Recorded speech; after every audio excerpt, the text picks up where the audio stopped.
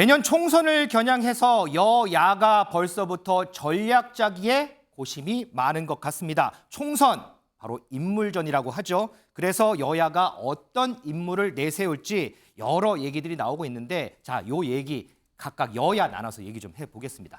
자, 먼저 민지숙 기자. 네. 국민의힘에서는 어쨌든 총선, 저번 총선에서 민주당한테 패했으니까 이번에는 이겨야 돼요. 그래서 지금 인지도, 전투력 갖춘 인물들 모두 합류시켜야 된다 이런 얘기 나오는데 그러면서 여러 인물들 많이 거론되잖아요. 맞습니다. 이 총선 승리에 도움만 된다면야 이 국정 운영에 조금 부담이 되는 인물이라도 적극 영입을 해야 된다 이런 분위기라고 하는데요. 먼저 한동훈 법무부 장관은 물론이고 네. 원희룡 장관 또 안철수 의원과 나경원, 윤희숙 전 의원 등이 이렇게 전략적 허용 대상자로 언급이 되고 있다라고 합니다.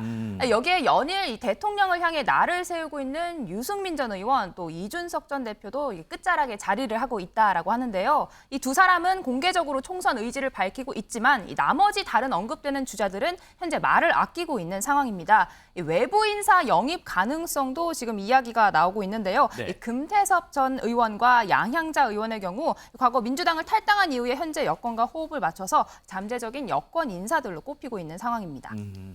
장희선 최고위원, 특히나 보면 뭐 여러 인물들 거론됐지만 그중에서 총선에서 이기려면 이준석 전 대표와 손을 잡아야 된다 이런 얘기도 많이 나오는데 그건 어떻게 좀 보세요? 많이는 아니고요. 당 일각에서 일부 제기하는데요. 아, 일부예요? 저는 지도부 한 사람으로서 전혀 관심이 없고요. 지금 그걸 이야기할 계제가 아니다. 정부 여당이 민생에 대한 정책으로 성과를 뚜벅뚜벅 내고 있고 실제 지난주 주요한 여론조사 지표에서 민주당과 정당 지지율 차이를 꽤 벌리고 있는 결과들이 나왔습니다. MBS나 갤럽 같은 경우에. 그래서 지금 특정 인물에 대한 공천 여부가 벌써부터 화제가 될 시기가 아니라는 생각이 들고 이 전 대표의 경우는 검찰의 기소 의견으로 송치돼 있으니까요. 사법 리스크를 잘 해결하고 나면 그때 가서 생각해도 늦지 않다. 그러니까 지금 이걸 가지고 벌써 소위 말하는 설레발을 칠 필요가 전혀 없다라는 생각이 듭니다. 뭐 설레발이라고 표현하셨지만 어쨌든 정치권에서는 많이 얘기가 나오니까 저희가 좀 주제로 다뤄보고 있습니다. 자, 설 전 부위원장. 그런데 윤석열 대통령이 사석에서요. 내년 총선 목표를 170석이라고 얘기한 게 알려져서 이게 지금 많이 논란이 되더라고요. 이게. 네, 그러니까 뭐 민주당이 지금 169석이어서 한 석 더 해서 이제 170석이라고 표현하신 건지 모르겠습니다만 다행히 사석에서 말씀하셔가지고 이게 법적으로는 논란이 조금 없다라고 볼 수도 있을 것 같은데. 근데 이런 뭐 대통령께서 총선에 대해서 뭐 얘기는 충분히 하실 수 있죠. 당연히 이 부분에 굉장히 왜 그러냐면 윤석열 정부의 어찌 보면 국정 후반기를 힘을 받을 수 있냐 없냐라는 것은 내년 총선에 달려 있거든요. 네. 그만큼 관심을 가질 수밖에 없습니다만은 글쎄요, 170석이라고 이게 공공연하게 어떤 숫자를 얘기한다는 것이 과연 국민의힘에게 이게 유리할 것인가 이런 부분을 한번 좀 고민해 보셔야 되지 않을까. 보통 그 선거 전에 보면 각 당에서 똑같은 얘기하지 않습니까? 네. 아, 우리 이번에 너무 힘듭니다. 하지만 우리에게 꼭 한번 힘을 실어 주십시오. 한 석이라도 더 주셔야 됩니다. 이렇게 읍소를 하거든요. 네. 저는 그런데 지금 대통령께서 이렇게 표현을 하셨다라고 기준을 잡고 계신다는 것을 누군가에게 표현을 하셨다라고 해서 이것이 만약에 이렇게 알려지게 되면 과연 이걸 국민들은 어떻게 받아들일지 이 부분도 한번 고민해 보셔야 될 것 같습니다. 자, 민주당에서는요. 이에 대해서 비판의 목소리가 높습니다. 그 목소리 좀 듣겠습니다. 대통령이 총선에 개입하면 안 됩니다. 과거 박근혜 대통령이 총선에 개입함으로써 선거법 위반, 공무원의 선거 개입 위반으로 2년 징역형을 받았는데요. 그때 담당했던 검사가 윤석열, 한동훈 검사였다라고 하는 것은 온 세상이 아는 사실입니다. 대통령은 170석을 얘기하지만 국민은 이번엔 심판하는 계기로 삼고 있을 거다. 이렇게 보고 있습니다. 장해찬 최고위원. 민주당에서는 이거 총선 개입이다 이렇게 비판을 합니다. 근데 일단 서영교 의원 감기 걸리셨나 봐요. 목소리가. 감기 빨리 나으셨으면 좋겠고요.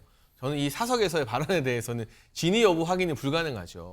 그렇지만 저도 윤석열 대통령님과 뭐 간간히 계속 꾸준히 연락을 하고 있는데 뭐 이런저런 국정에 대한 것들 의견 나눌 때도 있고 한데 적어도 저는 뭐 총선 몇 석 이런 이야기를 들은 적이 전혀 없습니다. 그러니까 정치권의 카더라나 낭설이 기사화됐을 가능성이 상당히 높은 것이고 그리고 뭐 각 정당의 내부 목표가 있겠습니다만 설주환 부위원장님 말씀하신 것처럼 어느 정당이든 선거 앞두고는 우리가 힘듭니다. 제발 도와주십시오라고 하는 게 정치의 정석이거든요. 그러니까 이런 것들이 설령 내부적으로 국민의힘이든 민주당이든 목표가 섰다고 해도 네. 이걸 먼저 알릴 이유는 전혀 없다. 다만 안정적인 국정 운영을 위해서는 국민의힘과 윤석열 정부의 목표가 과반 이상의 일당이 될 수밖에 없는 거예요. 그건 너무나 당연한 목표인 거죠. 네. 민주당한테 물어봐도 당연히 자기들이 1당 되고 싶다고 하지 뭐 각당 다 2당 그렇죠. 되는 게 목표라고 하지는 않을 거 아닙니까? 그렇죠. 그 정도 차원인 거라서 이게 크게 의미 있는 기사나 이걸 가지고 막 분석해야 될 정도로 공식적인 공신력이 있는 발언이나 이렇게 보여지지는 않습니다. 공신력이 있는 발언은 아니다. 이렇게 정리를 했습니다. 자, 김진희 변호사. 이와 함께 국민의힘에서는 계속해서 지금 검사 공천설 나와요. 그런데 보니까 뭐 구체적으로 지역구까지 얘기가 되고 특히나 윤석열 대통령 최측근 출신의 검사 출신의 5인방 이런 이름도 구체적으로 얘기 나오고. 네, 좀 얘기들이 나오고 있는 걸로 알고 있습니다. 뭐 한동훈 장관은 물론이고 뭐 이복현 금감원장 그리고 주진우 또 이원모 이시원 비서관 등 이런 5-5명의 어떤 인물에 대한 총선 출마설들이 좀 새록새록 나오고 있고요. 지금 이제 PK 쪽에서 부산 경남 지역에서 특히 좀 이런 얘기들이 많이 나오고 있는 걸로 알려져 있습니다. 그 PK 쪽에 지금 총선을 준비하는 검사 출신이 한 10명 정도 된다 뭐 이런 얘기도 있고 네. 또 최근에 또 그 우병우 전 민정수석도 사실 뭐 출마 의사를 조금 보인 것 같다는 평가를 받은 것도 있고요. 그리고 실제 지금 주진우 법률비서관 같은 경우에는 이제 부산 수영구 쪽이 이제 본인의 또 연고지라고 볼 수 있는데 그쪽에서 좀 얘기가 나오고 있고 또 부산 쪽에서 지금 자리가 좀 많이 날 거라는 이런 기대감들이 나오는 게 최근에 또 황보승 의원 같은 경우에 또 불출마를 선언했잖아요. 그렇죠. 그래서 이제 영도, 부산 영도도 있고 또 지금 부산에서 지금 뭐 서병수 또 하태경 의원 지역구 쪽에서도 지금 검사 출신이 좀 도전을 하려고 한다 이런 얘기들이 나오고 있어서 추후에 이제 검사 출신들의 어떤 이런 총선 출마의 핫한 지역이 좀 PK가 되지 않을까 그런 전망들도 좀 나오고 있습니다. 자, 이 검사 공천설에 대해서 김기현 대표 지난 21일 날 한 얘기입니다. 검사 공천 없다. 검사 왕국 걱정할 필요 없다. 윤석열 대통령 생각도 마찬가지다 얘기했고 하태경 국민의힘 의원 그런데 검사 공천하면 질 거다. 이거는 윤석열 대통령도 알고 있다. 이런 얘기를 했는데 이 중에서 하태경 의원의 목소리 직접 한번 들어보겠습니다. 윤 대통령에 대한 여러 가지 오해가 있는데 그중 하나의 오해가 자기 사람을 심기 위해서 뭐 어쨌든 거기에 중점을 둘 것이다. 검사 공천사. 그렇죠. 검사 공천. 그리고 지난 이제 그 대표 경선에서 그런 모습이 좀 보였기 때문에. 근데 시기마다 이제 목표가 다른 거예요. 그러니까 총선에서는 이기는 게 지상의 과제인 겁니다. 뭐 대통령도 그럴 수 있죠. 그렇죠. 뭐, 검사 공천, 검사 주도 공천하면 이기겠습니까? 지지. 윤통 이걸 모를 거라고 자꾸 이제 평론가들이 이야기하는데 아세요. 검사 공천하면 진다는 걸. 검사 주도 공천하면 지죠. 장희찬 최고위원. 검사 공천하면 진다. 동의하세요? 그러니까 이게요. 민주당이 만든 프레임이에요. 아, 그래요? 검찰 정국이다. 검사 공천할 거다. 근데 저는 민주당이 파놓은 함정에 우리가 들어가서 갑론을박 주고받는 것 자체가 정무적으로 별로 좋은 방향이 아니라고 생각합니다. 김기현 대표와 이철규 사무총장, 당의 공천 사무를 관장하는 두 분이 검사 공천 많지 않을 거라고 선 그었잖아요. 네. 그럼 이후에 계속 이런 이야기 나오면 우리는 공정한 공천할 것이다. 실력 위주, 능력 위주 공천할 것이다 하고 치워버리고 정치권의 관심은 공천이 아니라 정책과 민생 이런 쪽으로 옮겨가면 됩니다. 근데 저는 지금 이 시점에서 벌써 공천 이야기가 과열되는 게 여당 입장에서는 별로 바람직한 일이 아니기 때문에 이런 검사 공천이 많이 될 거다 안 될 거다라는 민주당의 프레임 자체에 우리 당 정치인과 의원님들이 많이 안 말려 들어가면 좋겠습니다. 설 부위원장, 민주당이 만든 프레임 맞아요? 아, 민주당 지금 그럴 정신 없습니다. 무슨 검사 공천 프레임이라. 오히려 김기현 대표께서 검사 공천 없다고 이거 한 달 새에 3번이나 말씀하시지 않았습니까? 저는 오히려 그 내부의 불안감이 더욱더 이렇게 그 반로가 되는 것 같아요. 거기에 따라서 김기현 대표가 지금 검사 공천 없다, 검사 공천 없다 이렇게 얘기하는 게 네. 그만큼 지금 말하지 않더라도 진짜 눈빛만 서로 보더라도 이게 이런 우려가 있지 않을까라는 어떤 걱정들이 있고 현역 의원들의 걱정들이 있고 또 출마 예정자들의 걱정이 있기 때문에 이런 걸 계속 진화시키기 위해서 지금 김기현 대표가 계속 똑같은 말씀을 하고 계십니다만은 저는 이게 왜 반복되냐? 김기현 대표가 그러면 이게 공천에 있어서 본인의 힘이 약하다. 이걸 반증한다고 저는 볼 수밖에 없다 보거든요. 물론 총선에서의 공천의 모든 책임은 당대표가 지는 겁니다. 그렇죠. 거기에 어떤 책임감을 가지고 어떤 그립감을 가지고 가실 수 있을지는 뭐 이제 내년 이제 공천할 때 두고 봐야 되겠지만은 저는 뭐 이건 좀 민주당에서는 뭐 검사 공천을 했던 뭐 우리 당 공천도 아닌데 뭐 그걸 무슨 관심 있겠습니까? 진짜 그리고 지금 당 내에서는 지금 이런 뭐 국민의힘 내부에 대해서 뭐 얘기할 지금 그럴 때가 아니라서 오히려 지금 내부적으로 더 지금 민주당은 좀 수습을 해 가는 상황이라서 뭐 장해찬 최고가 뭐 민주당 탓을 했습니다만은 그럴 정신이 없다라고 얘기하고 말씀드리겠습니다. 그러니까 뭐 그럴 정신 없다고 말씀하셨는데 뭐 보니까 뭐 돈봉투 사건 이런 것도 아직 해결 안 된 현안들도 있고요. 네. 그리고 뭐 이재명 대표에 대한 리더십 얘기도 좀 있고. 네. 그런 가운데 지난 주말에 이낙연 전 대표가 이제 귀국을 했어요. 그러면서 오늘 처음으로 공식 일정을 했는데 네. 김대중 전 대통령 묘역을 참배했어요. 이거는 네. 어떤 의미로 좀 읽어야 할까요? 뭐 개인적으로는 그 이낙연 총리가 그 기자 시절에 네. 그때 이제 김대중 대통령을 이제 담당하던 기자로서 정치권에 들어오게 됐었고요. 어떤 그런 면에서라면 본인이 이제 호남에 대한 어떤 적장자다라는 어떤 그런 그 스탠스를 가져가기 위한 것은 아닌가 네. 라는 생각이 들어요. 최근에 호남에서의 여론조사를 살펴보면 어떤 민주당에 대한 내리막세가 조금 완연하다고 봐야 되거든요. 그 부분은 그리고 최근에 어떤 정치적인 상황들이 신당 창당을 앞두고 있는 세력들은 또 호남에 눈독을 들이고 있거든요. 어찌 보면 그런 면에서라면 이낙연 전 대표가 이런 부분에서 DJ의 첫 일정이 DJ 묘소를 참배한다는 것이 어찌 보면 본인의 그러한 그 호남에서의 어떤 스탠스와 본인의 어떤 적장자라는 어떤 그런 이미지를 심어주기 위한 것이 아닌가 싶습니다. 자, 오늘 처음으로 공개 행보를 펼친 이낙연 전 대표 그 모습 영상으로 한번 볼까요? 첫 일정으로 묘역 참배 결정한 이유가 있으실까요?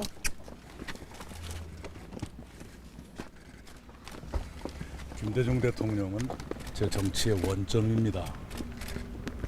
그래서 1년 전에 출국할 때도 여기 와서 출국 인사를 드렸던 것처럼 오늘도 귀국 인사를 드리게 됐습니다. 향후 혹시 행보 같은 것도 계획하고 있을까요?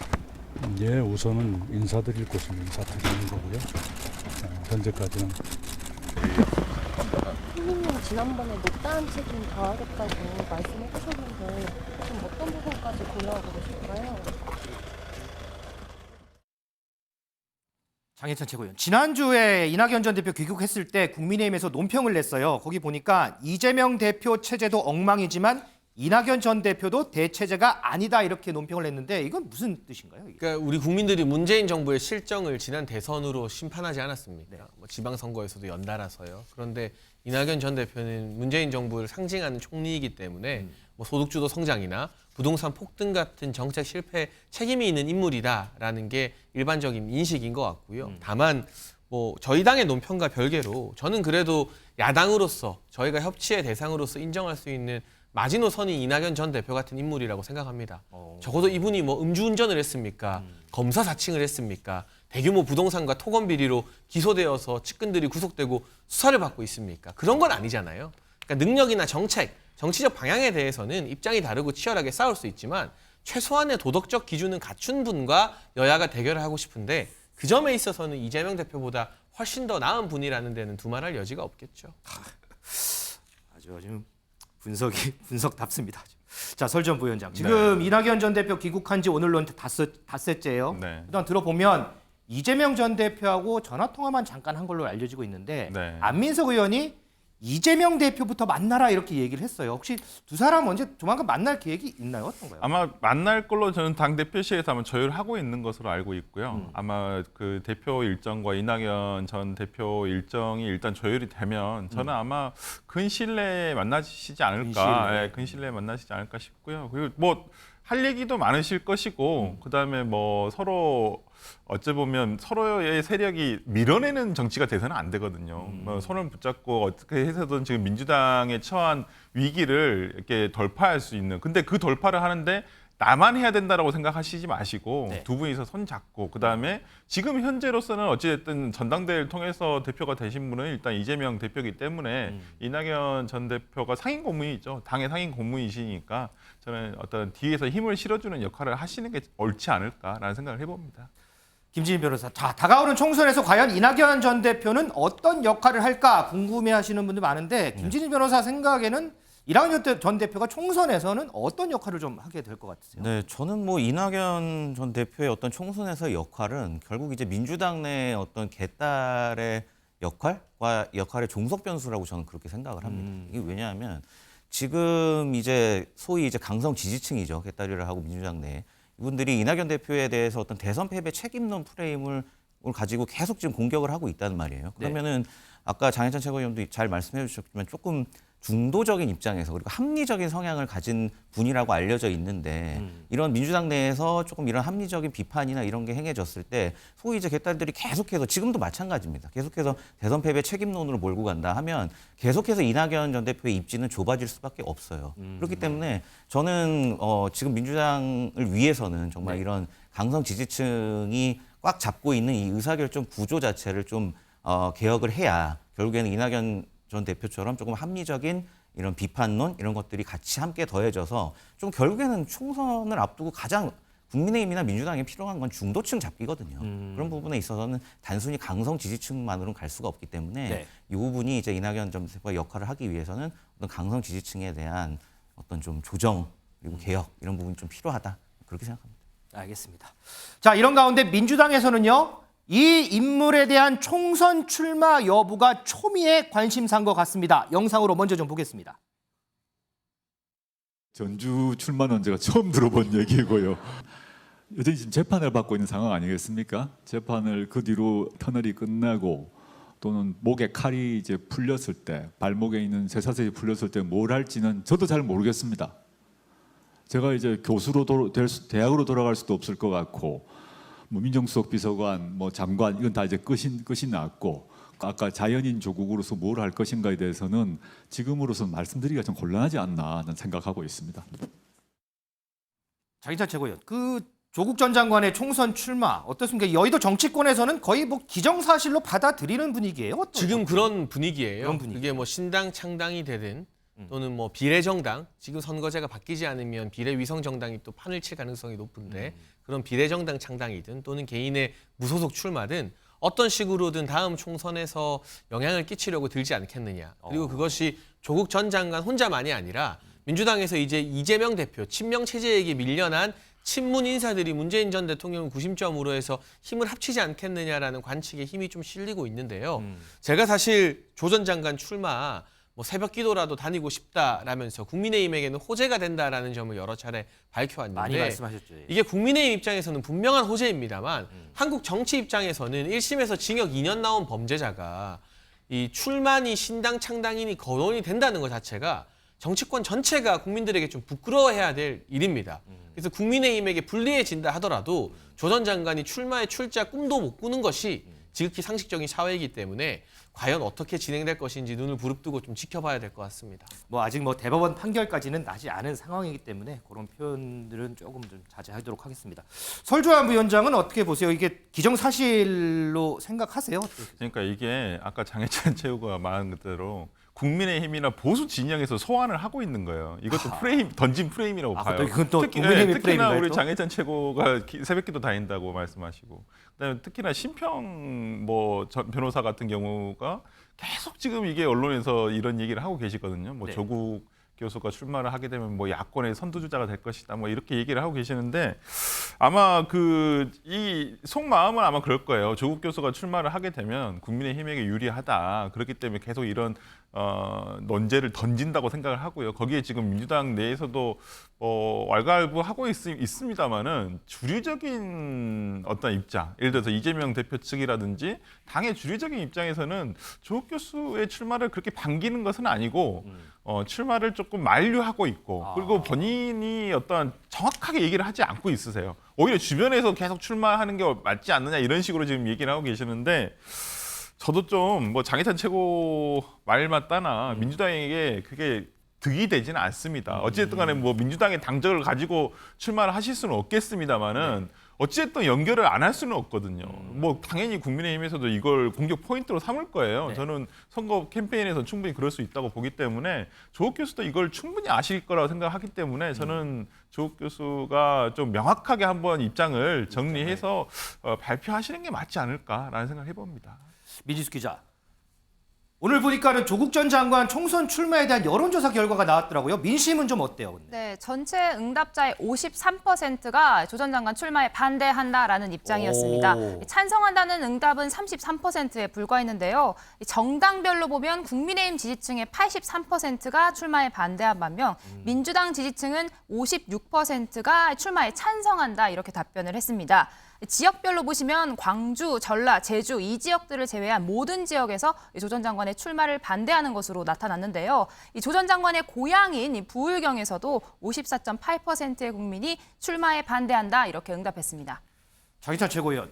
조 전 장관 출마가 국민의힘에서는 호재라고 하는데 지금 여론조사 보면 국민의힘 지지층에서는 83.2%가 출마 반대하는데요. 그러니까 이거는 당연히 상식적인 판단을 내리시는 거죠. 그러니까 이게 정무적으로 민주당에게 득이 될 것이냐 이 질문을 했다면 결과가 사뭇 달랐을 거라고 보여지는데요. 당연히 보수층에서는 그만큼 비토 정서가 높을 수밖에 없는데 이 민주당 지지층 내부에서도 조 전 장관이 사실 문재인 정부의 상징적 인물이었음에도 불구하고 모른다는 응답이나 반대 여론이 이만큼 높다는 것은 민주당에서 왜 조국 전 장관에게 약간 선을 긋고 거리두기를 하려고 하는지를 드러내는 지표라고 생각됩니다. 그러면 우리 김지진 변호사 딱 짧게 딱 중간적인 입장에서 지금 여론조사 결과도 나왔으니까 조 전 장관 총선 출마에 대해서 찬성의 1번, 반대 2번 몇 번 누르시겠어요? 저는 개인적으로는 찬성하고 싶습니다. 네, 왜냐하면 이제 저도 사실 약간은 뭐 1, 2번만 보기를 주셔가지고 완전히 중립적인 판단을 하기는 어렵지만 일단 정무적인 판단을 해보자면 저도 약간만 정무적인 판단을 해보자면 아무래도 워낙에 지금까지의 저는 그렇게 생각하거든요. 조국 전 장관이 어떤 우리 사회에서 가장 좀 필요로 하는 공정이란 가치를 이제 훼손한 그런 인물이라고 보기 때문에 이런 부분에 있어서는 이제 본인이 이런 거에 대해서 좀 면죄부를 주고 싶어서 출마를 했을 때 그 파급력이 정말 엄청날 거라고 저는 생각을 하기 때문에 어떻게 보면 좀 여당에 유리한 측면도 있고 그렇기 때문에 저는 오히려 출마를 하신다고 한다면 더 좋아할 것 같습니다. 알겠습니다. 자, 총선 관련해서 정치권 얘기 좀 짚어봤고요.